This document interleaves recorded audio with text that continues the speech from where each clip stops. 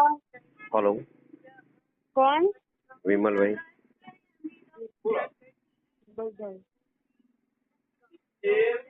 Hello, हाँ કોણ?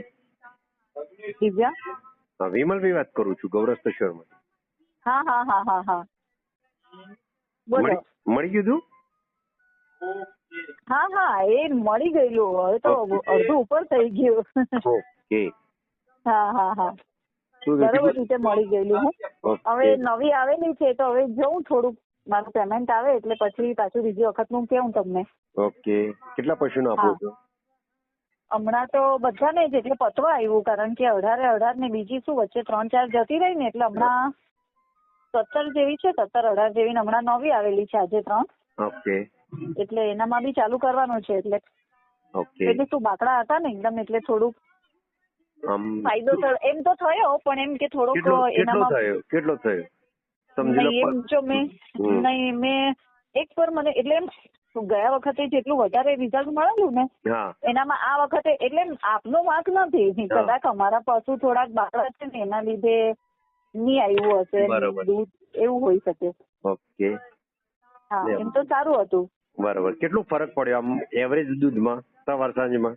નહીં સવાર સાંજમાં એવું હતું કે આનામાં થોડું ઓછું થયું કારણ કે મારે જો 19 ભેંસ હતી ને 19 ભેંસ હતી એના અંદર હમણાં 45 પેલા મારે થઈ ગયેલું જેટલું કે 50 હતું ને એની જગ્યાએ 55-56 લીટર થઈ ગયેલું. ઓકે. એક 4 કે 5 દિવસ એટલું રહ્યું પછી પાછું ખબર નહીં કેમ થોડું ડાઉન થતું ગયું તો હમણાં 45 પર આવી ગયેલું. એટલે પછી કદાચ મને એમ થયું કે 2-3 ભેંસ ગઈ ને એટલે બી કદાચ ઓછું થયું હશે. 2-2.5 લીટર વાળી હતી ને એટલે એ જતી રહી. હા એ જતી રહી એટલે પછી થઈ જાય ને બેન. 2.5 હોય તો 7 લીટર તો એ ઘટી ગયું એટલે 45-52 તો થઈ ગયું તમારું.